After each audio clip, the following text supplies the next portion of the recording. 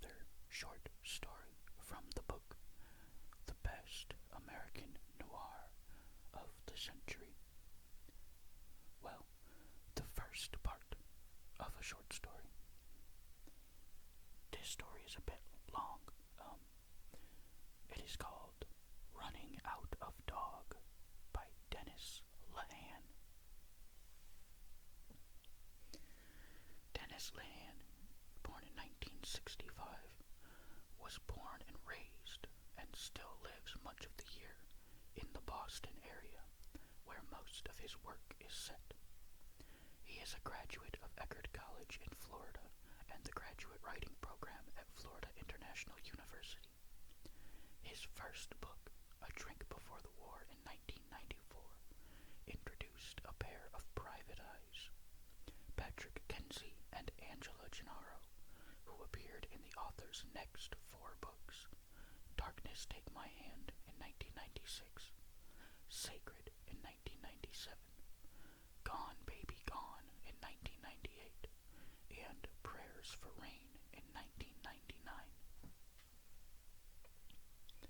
His next book, Mystic River in 2001, attained bestseller status and firmly established Lehane as one of the country's foremost crime writers. It was bought for Hollywood by Clint Eastwood, who directed it and made it into an Academy Award-winning film in 2003, starring Sean Penn, Tim Robbins, and Kevin Bacon. Gone Baby Gone was also a successful film in 2007, directed by Ben Affleck and starring Casey Affleck and Michelle Monaghan as Kenzie and Gennaro. Lehane's seventh novel, Shutter Island in 2003, was also adapted for film, with Martin Scorsese directing and Leonardo DiCaprio as the star. The Given Day in 2008, Lehane's most recent novel, is a huge history of post-World War I Boston, focusing on the police riots that had such enormous influence on the American labor movement. It is the first volume of what may eventually turn out to be a trilogy. Running Out of Dog was first published in the anthology Murder and Obsession, New York Telecourt, 1999. It was selected for the Best American Mystery Stories 2000 and the Best American Mystery Stories of the Century.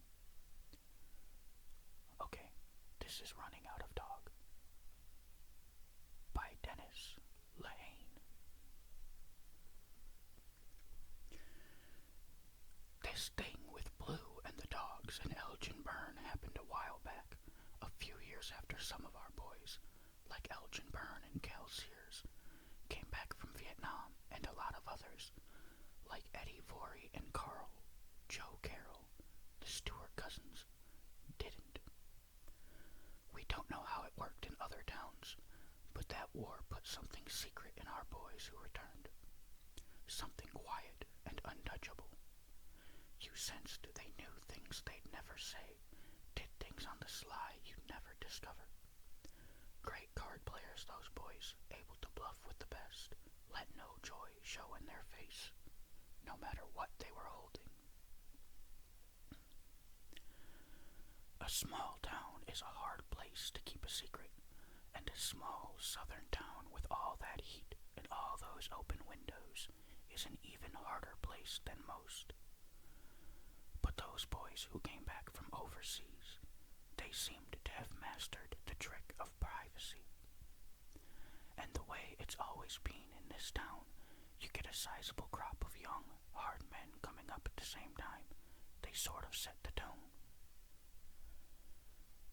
So, not long after the war, we were a quieter town, a less trusting one, or so some of us seemed to think. And that's right when tobacco money and textile money reached a sort of critical mass and created construction money, and pretty soon there was talk that our small town should maybe get a little bigger, maybe build something that would bring in more tourist dollars than we'd been getting from fireworks and pecans. That's when some folks came up with this Eden Falls idea, a big carnival type of park with roller coasters and water slides and such. Why should all those Yankees spend all their money in Florida? South Carolina had sun too, had golf courses and grapefruit and no end of KOA campgrounds. So now a little town called Eden was going to have Eden Falls. We were going to be on the map, people said. We were going to be in all the brochures. We were small now, people said, but just you wait. Just you wait. And that's how things stood back then. The year Perkin and Jewel Lutt's marriage hit a few bumps, and Elgin Byrne took up with Shelley Briggs, and no one seemed able to hold on to their dogs. The problem with dogs in Eden, South Carolina, was that the owners who bred them bred a lot of them, or they allowed them to run free where they met up with other dogs of opposite gender and achieved the same result. This wouldn't have been so bad if Eden weren't so close to I-95, and if the dogs weren't in the habit of bolting into traffic and fucking up the bumpers of potential tourists. The mayor, Big Bobby Vargas, went to a mayoral conference up in Beaufort, where the governor made a surprise appearance to tell everyone how pissed off he was about this dog thing. Lot of money being poured into Eden these days, the governor said. Lot of steps being taken to change her image, and he for one would be goddamned if a bunch of misbehaving canines was going to mess all that up. Boys, he'd said, looking Big Bobby Vargas dead in the eye, they're starting to call this state the Devil's Kennel because of all them pooch corpses along the interstate. And I don't know about you all, but I don't think that's a real pretty name. Big Bobby told Elgin and Blue he never heard anyone call it the Devil's Kennel in his life. Heard a lot worse, sure, but never that. Big Bobby said the governor was full of shit, but being the governor and all, he was sort of entitled. The dogs in Eden had been a problem going back to the 1920s, and a part-time breeder named J. Malin Ellenberg who, if his arms weren't up to their elbows in the guts of the tractors and combines he repaired for a living, was usually lashing out at something. His family when they weren't quick enough, his dogs when the family was. J. Malin Ellenberg's dogs were mixed breeds and mongrels, and they ran in packs, as did their offspring. And several generations later, those packs still moved through the Eden night like wolves, their bodies stripped to muscle and gristle, tense and angry, growling in the dark at J. Malin Ellenberg's ghost. Big Bobby went to the trouble of measuring exactly how much of 95 crossed through Eden, and he came up with 2.8 miles. Not much really, but still an average of 0.74 dog a day, or 4.9 dogs a week. Big Bobby wanted the rest of the state funds the governor was going to be doling out at year's end, and if that meant getting rid of 5 dogs a week, give or take, then that's what was going to get done. On the QT, he said to Elgin and Blue, on the QT, what we going to do, boys, is set up in some trees and shoot every canine who gets within barking distance of that interstate. Elgin didn't much like this we stuff. First place, Big Bobby said we that time in Double O's 4 years ago. This was before he'd become mayor, when he was nothing more than a county tax assessor who shot pool at Double O's every other night, same as Elgin and Blue. But one night, after Harlan and Chub Uke had roughed him up over a matter of some pocket change, and knowing that neither Elgin nor Blue was too fond of the Uke family either, Big Bobby said, we going to settle those boys' asses tonight, and started running his mouth the minute the brothers entered the bar. Time the smoke cleared, Blue had a broken hand, Harlan and Chub were curled up on the floor, and Elgin's lip was busted. Big Bobby, meanwhile, was hiding under the pool table, and Cal Sears was asking who was going to pay for the pool stick Elgin had snapped across the back of Chub's head.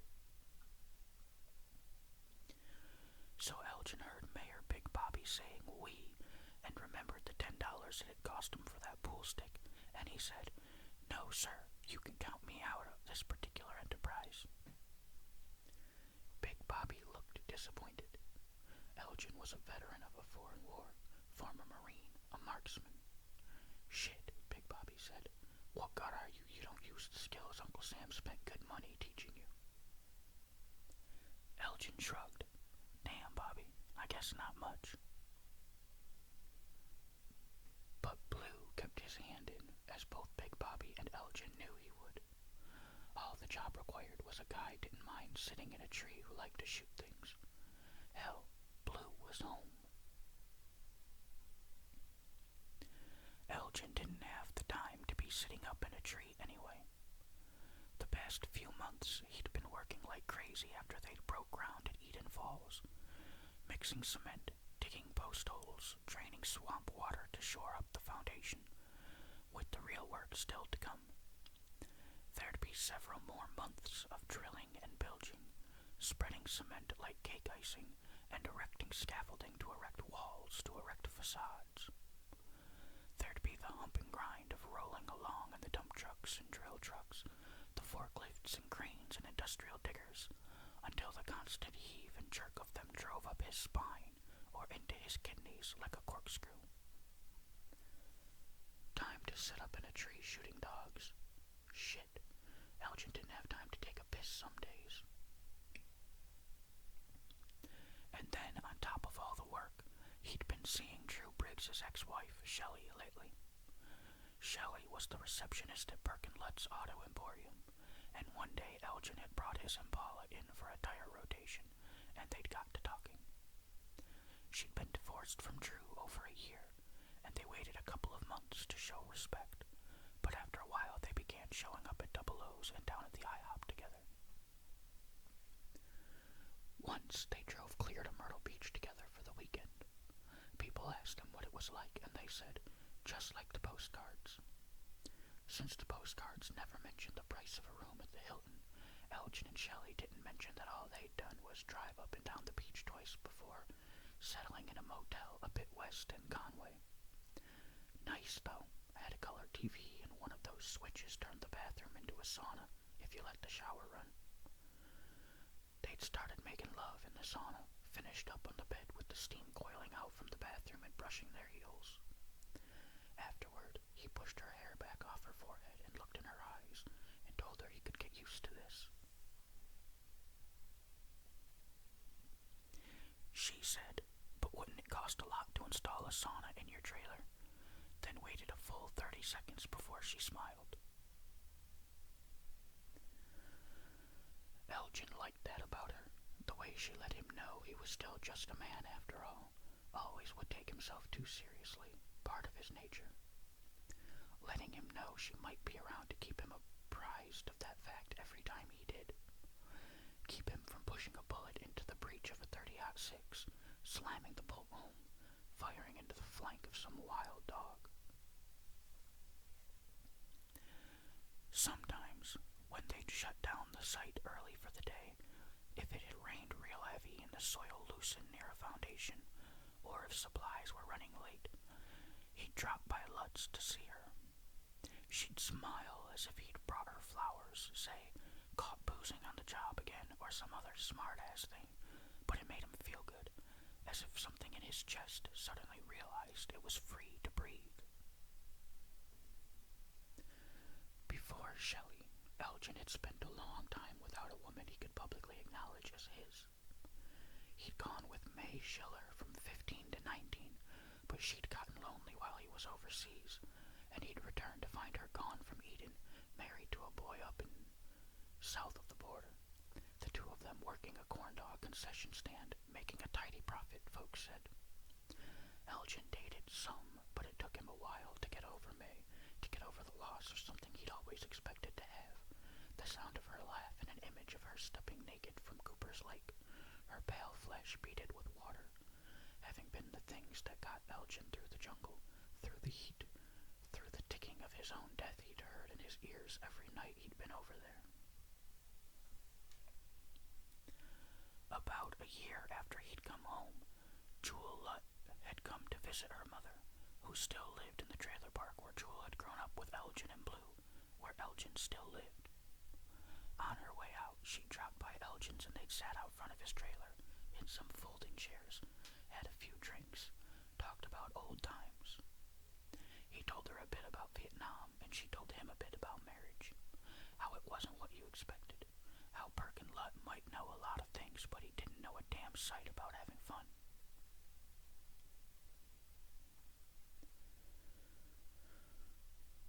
There was something about Jewel Lutt that sank into men's flesh the way he did.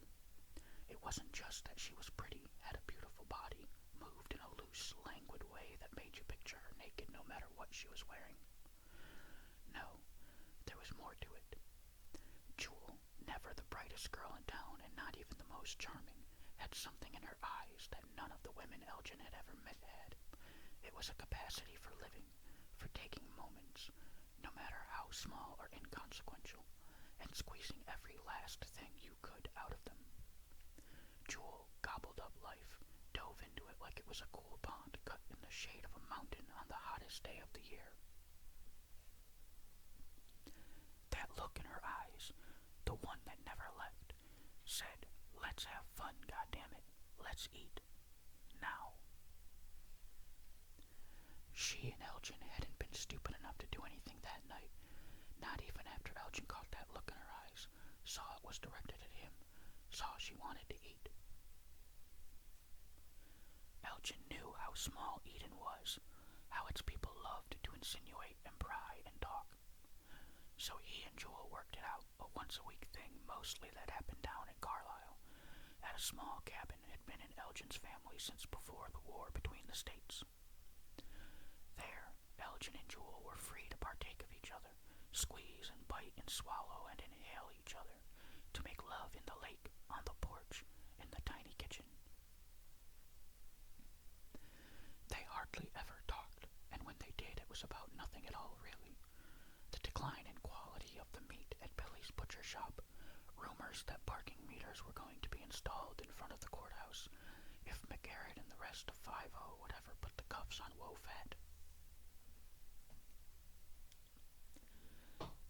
There was an unspoken understanding that he was free to date any woman he chose, and that she'd never leave Perkin Lutt, and that was just fine.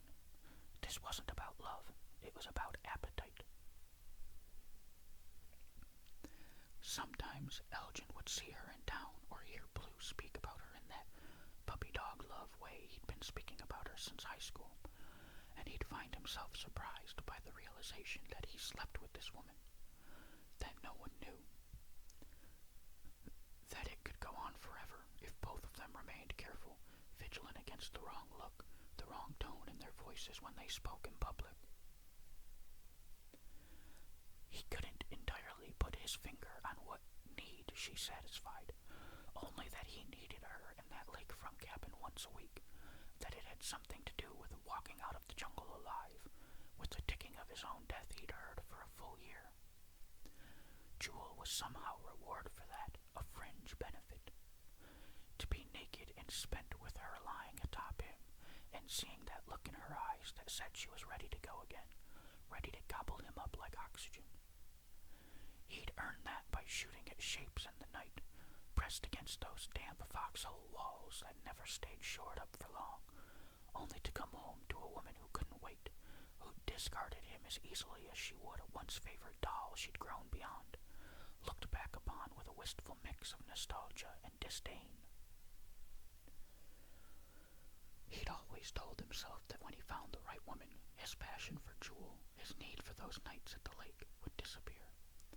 And, truth was, since he'd been with Shelley Briggs, he and Jewel had cooled it. Shelley wasn't Perkin, he told Jewel. She'd figure it out soon enough if he left town once a week, came back with bite marks on his abdomen. Jewel said, "Fine, we'll get back to it whenever you're ready." Knowing there'd be a next time, even if Elgin wouldn't admit it to himself. So Elgin, who'd been so lonely in the year after his discharge, now had 2 women. Sometimes he didn't know what to think of that.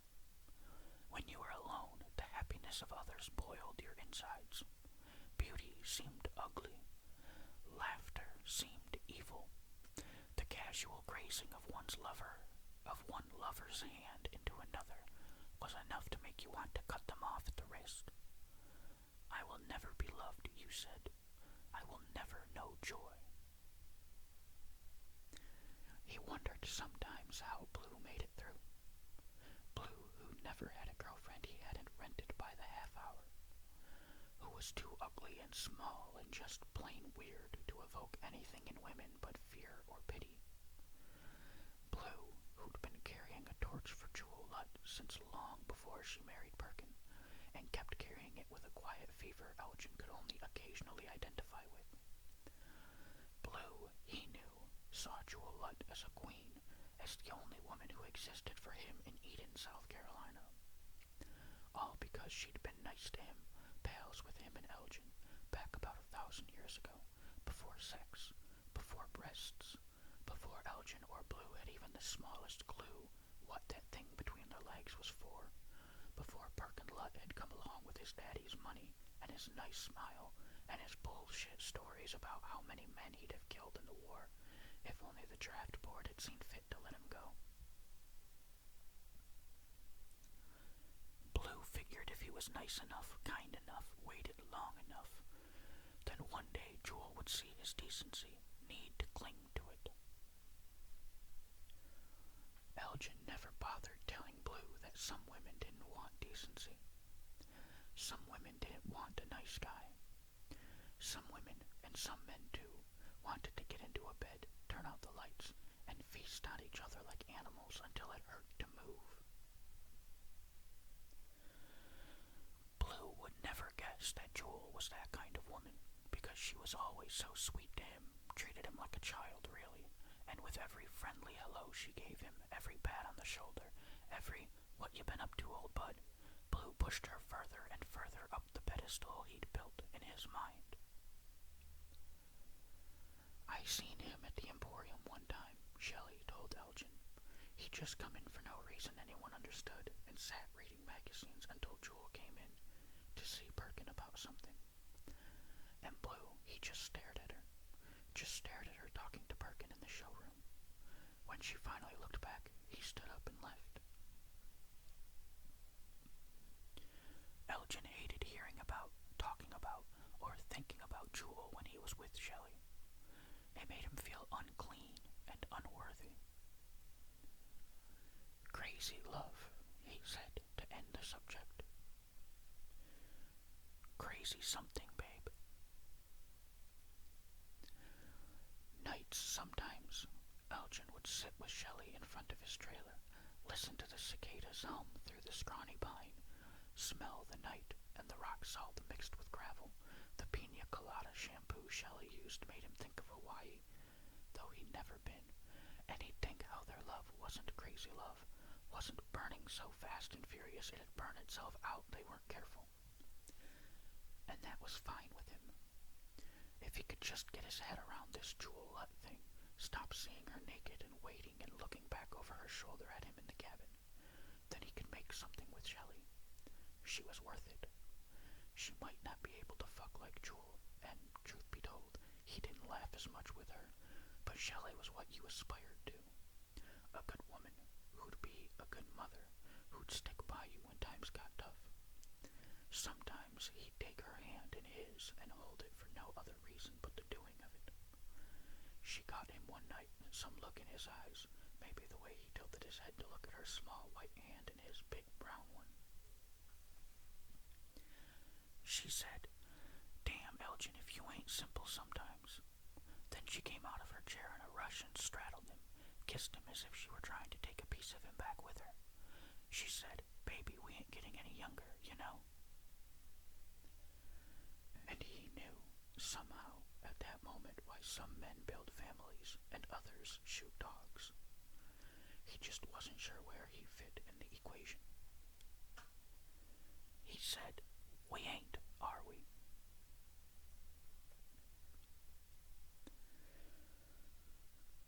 Blue had been Elgin's best buddy since either of them could remember, but Elgin had been wondering about it lately. Blue'd always been a little different, something Elgin liked, sure, but there was more to it now. Blue was the kind of guy never knew if he was quiet because he didn't have anything to say, or because what he had to say was so horrible he knew enough not to send it out into the atmosphere. When they'd been kids, growing up in the trailer park, Blue used to be out at all hours because his mother was either entertaining a man or had gone out and forgotten to leave him the key. Back then, Blue had this thing for cockroaches. He'd collect them in a jar, then drop bricks on them to test their resiliency. He told Elgin once, "That's what they are, resilient. Every generation we have to come up with new ways to kill them because they get immune to the poisons we had before." After a while, Blue took to dousing them in gasoline, lighting them up, seeing how resilient they were then. Elgin's folks told him to stay away from the strange, dirty kid with the white trash mother, but Elgin felt sorry for Blue. He was half Elgin's size, even though they were the same age. You could place your thumb and forefinger around Blue's bicep and meet them on the other side. Elgin hated how Blue seemed to have only 2 pairs of clothes, both usually dirty, and how sometimes they'd pass his trailer together and hear the animal sounds coming from inside, the grunts and moans, the slapping of flesh. Half the time you couldn't tell if Blue's old lady was in there fucking or fighting. And always the sound of country music mingled in with all that animal noise. Blue's mother and her man of the moment listening to it on the transistor radio she'd given Blue one Christmas. "My fucking radio," Blue said once, and shook his small head, the only time Elgin ever saw him react to what went on in that trailer. Blue was a reader, knew more about science and ecology, about anatomy and blue whales and conversion tables than anyone Elgin knew. Most everyone figured the kid for a mute. Hell, he'd been held back twice in 4th grade. But with Elgin, he'd sometimes chat up a storm while they puffed smokes together down at the drainage ditch behind the park. He'd talk about whales, how they bore only one child, who they were fiercely protective of, but how if another child was orphaned, a mother whale would take it as her own, protect it as fiercely as she did the one she gave birth to. He told Elgin how sharks never slept, how electrical currents worked, what a depth charge was. Elgin, never much of a talker, just sat and listened, ate it up, and waited for more. The older they got, the more Elgin became Blue's protector, till finally, the year Blue's face exploded with acne, Elgin got in about 2 fights a day until there was no one left to fight. Everyone knew they were brothers, and if Elgin didn't get you from the front, Blue was sure to take care of you from behind, like that time a can of acid fell on Roy Hubrist's arm in shop, or the time someone hit Carnell Lewis from behind with a brick, then cut his Achilles tendon with a razor while he lay out cold. Everyone knew it was Blue, even if no one actually saw him do it. Elgin figured with Roy and Carnell they'd had it coming. No great loss. It was since Elgin'd come back from Vietnam, though, that he'd noticed some things and kept them to himself, wondered what he was going to do the day he knew he had to do something. There was the owl someone had set afire and hung upside down from a telephone wire, the cats who turned up missing in the blocks that surrounded Blue's shack off Route 11. There were the small pink panties Elgin had seen sticking out from under Blue's bed one morning when he'd come to get him for some cleanup work at a site. He'd checked the missing persons reports for days, but it hadn't come to anything, so he just decided Blue had picked them up himself, fed a fantasy or 2. He didn't forget, though, couldn't shake the way those panties had curled upward out of the brown dust under Blue's bed, seemed to be pleading for something. He never bothered asking Blue about any of this. That never worked. Blue just shut down at times like that, stared off somewhere as if something you couldn't hear was drowning out your words, something you couldn't see was taking up his line of vision. Blue floating away on you until you stopped cluttering up his mind with useless talk. One Saturday, Elgin went into town with Shelley so she could get her hair done at Martha's Unisex on Main. In Martha's, as Dottie Leeds gave Shelley a shampoo and rinse, Elgin felt like he'd stumbled into a chapel of womanhood. There was Jim Hader's teenage daughter, Sunny, getting one of those feathered cuts was growing popular these days, and several older women who still wore beehives, getting them reset or plastered or whatever they did to keep them up like that. There was Joylene Covens and Leela Sims, having their nails done while their husbands golfed and the black maids watched their kids, and Martha and Dottie and Esther and Gertrude and Haley dancing and flitting, laughing and chattering among the chairs, calling everyone honey and all of them, the young, the old, the rich, and Shelley, kicking back like they did this every day, knew each other more intimately than they did their husbands or children or boyfriends. When Dottie Leeds looked up from Shelley's head and said, "Elgin, honey, can we get you a sports page or something?" the whole place burst out laughing, Shelley included. Elgin smiled, though he didn't feel like it, and gave them all a sheepish wave that got a bigger laugh, and he told Shelley he'd be back in a bit and left.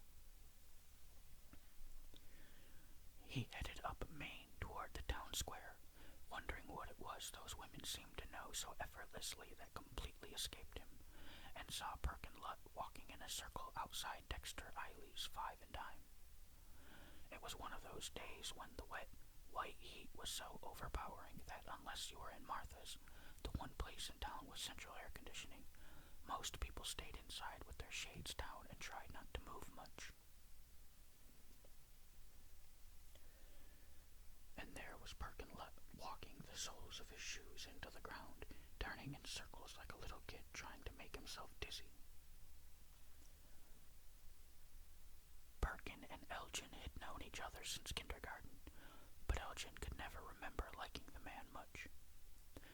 Perkin's old man, Lutt, had pretty much built Eden, and he'd spent a lot of money keeping Perkin out of the war, hid his son up in Chapel Hill, North Carolina, for so many semesters, even Perkin couldn't remember what he'd majored in. A lot of men who'd gone overseas and come back hated Perkin for that. So did the families of most of the men who hadn't come back, but that wasn't Elgin's problem with Perkin. Hell, if Elgin had the money, he'd have stayed out of that shitty war too. What Elgin couldn't abide was that there was something in Perkin that protected him from consequence, something that made him look down on people who paid for their sins, who fell without a safety net to catch them. It had happened more than once that Elgin had found himself thrusting in and out of Perkin's wife and thinking, "Take that, Perkin, take that." But this afternoon, Perkin didn't have his salesman's smile or aloof glance. When Elgin stopped by him and said, "Hey, Perkin, how you?" Perkin looked up at him with eyes so wild that they seemed about to jump out of their sockets. "I'm not good, Elgin. Not good." "What's the matter?" Perkin nodded to himself several times, looked over Elgin's shoulder. "I'm fixing to do something about that." "About what?" "About that." Perkin's jaw gestured over Elgin's shoulder. Elgin turned around, looked across Main and through the windows of Miller's laundromat, saw Jewel Lutt pulling her clothes from the dryer, saw Blue standing beside her, taking a pair of jeans from the pile and starting to fold. If either of them had looked up and over, they'd have seen Elgin and Perkin Lutt easily enough, but Elgin knew they wouldn't. There was an air to the two of them that seemed to block out the rest of the world in that bright laundromat as easily as it would in a dark bedroom. Blue's lips moved and Jewel laughed, flipped a t-shirt on his head. "I'm fixing to do something right now," Perkin said. Elgin looked at him, could see that was a lie. Something Perkin was repeating to himself in hopes it would come true. Perkin was successful in business, and for more reasons than just his daddy's money, but he wasn't the kind of man who did things. He was the kind of man who had things done. Elgin looked across the street again. Blue still had the t-shirt sitting atop his head. He said something else, and Jewel covered her mouth with her hand when she laughed. Don't you have a washer and dryer at your house, Perkin? Perkin rocked back on his heels. Washer broke. Jewel decides to come in town. He looked at Elgin. We ain't getting along so well these days. She keeps reading those magazines, Elgin. You know the ones. Talking about liberation, leaving your bra at home, shit like that. He pointed across the street. Your friend's a problem. Your friend. Elgin looked at Perkin, felt a sudden anger he couldn't completely understand, and with it a desire to say, That's my friend, and he's talking to my fuck buddy. Get it, Perkin? Instead, he just shook his head and left Perkin there, walked across the street to the laundromat. Blue took the t-shirt off his head when he saw Elgin enter. A smile, half frozen on his pitted face, died as he blinked into the sunlight blaring through the windows. Jewel said, Hey, we got another helper. She tossed a pair of men's briefs over Blue's head, hit Elgin in the chest with them. Hey, Jewel. Hey, Elgin. Long time. Her eyes dropped from his, settled on a towel. Didn't seem like it at the moment to Elgin. Seemed almost as if he'd been out at the lake with her as recently as last night. He could taste her in his mouth, smell her skin damp with a light sweat. And standing there with Blue, it almost seemed like they were all three back in that trailer park, and Jewel hadn't aged a bit. Still wore her red hair long and messy, still dressed in clothes seemed to have been picked up, wrinkled, off her closet floor, and nothing fancy about them in the first place, but draped over her body, they were sexier than clothes other rich women bought in New York once a year. This afternoon, she wore a crinkly, paisley dress that might have been on the pink side once but had faded to a pasty newspaper color after years of washing. Nothing special about it, not too high up her thigh or down her chest and loose, but something about her body made it appear like she might just ripen right out of it any second. Elgin handed the briefs to Blue as he joined them at the folding table. For a while, none of them said anything. They picked clothes from the large pile and folded, and the only sound was Jewel whistling. Then Jewel laughed. What? Blue said. Nothing. She shook her head. Seems like we're just one happy family here, though, don't it? Blue looked stunned. He looked at Elgin. He looked at Jewel. He looked at the pair of small, light blue socks he held in his hands, the monogram J.L. stitched in the cotton. He looked at Jewel again.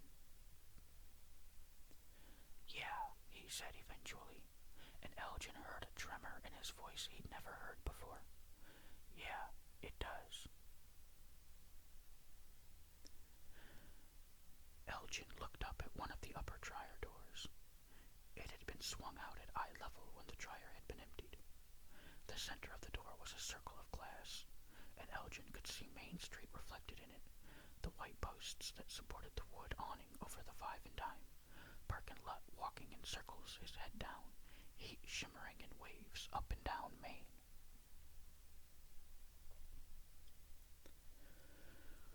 The dog was green. Blue had used some of the money Big Bobby'd paid him over the past few weeks to upgrade his target scope. The new scope was huge, twice the width of the rifle barrel, and because the days were getting shorter, it was outfitted with a light amplification device. Elgin had used similar scopes in the jungle, and he'd never liked them, even when they'd saved his life and those of his platoon, picked up Charlie coming through the dense flora like icy gray ghosts. Night scopes, or LADs as they'd called them over there, were just plain unnatural, and Elgin always felt like he was looking through a telescope from the bottom of a lake. He had no idea where Blue would have gotten one, but hunters in Eden had been showing up with all sorts of weird Marine or Army surplus shit these last few years. Elgin had even heard of a hunting party using grenades to scare up fish, blowing them up into the boat already half cooked. All you had to do was scale them. The dog was green, the highway was beige, the top of the tree line was yellow, and the trunks were the color of army fatigues. Blue said, "What you think?" They were up in the treehouse Blue'd built. Nice wood, 2 lawn chairs, a tarp hanging from the branch overhead, a cooler filled with Coors. Blue'd built a railing across the front, perfect for resting your elbows when you took aim. Along the tree trunk, he'd mounted a huge Klieg light plugged to a portable generator because while it was illegal to shine a deer, nobody'd ever said anything about shining wild dogs. Blue was definitely home. Elgin shrugged. Just like in the jungle, he wasn't sure he was meant to see the world this way, faded to the shades and textures of old photographs. The dog, too, seemed to sense that it had stepped out of time somehow, into this seaweed circle punched through the landscape. It sniffed the air with a misshapen snout, but the rest of its body was tensed into one tight muscle, leaning forward as if it smelled prey. Blue said, "You want to do it?" The stock felt hard against Elgin's shoulder. The trigger, curled under his index finger, was cold and thick, something about it that itched his finger and the back of his head simultaneously, a voice back there with the itch in his head saying, "Fire." What you could never talk about down at the bar to people who hadn't been there, to people who wanted to know, was what it had been like firing on human beings, on those icy gray ghosts in the dark jungle. Elgin had been in 14 battles over the course of his 12-month tour, and he couldn't say with certainty that he'd ever killed anyone. He'd shot some of those shapes, seen them go down, but never the blood, never their eyes when the bullets hit. It had all been a clusterfuck of swift and sudden noise and color, an explosion of white lights and tracers, green bush, red fire, screams in the night.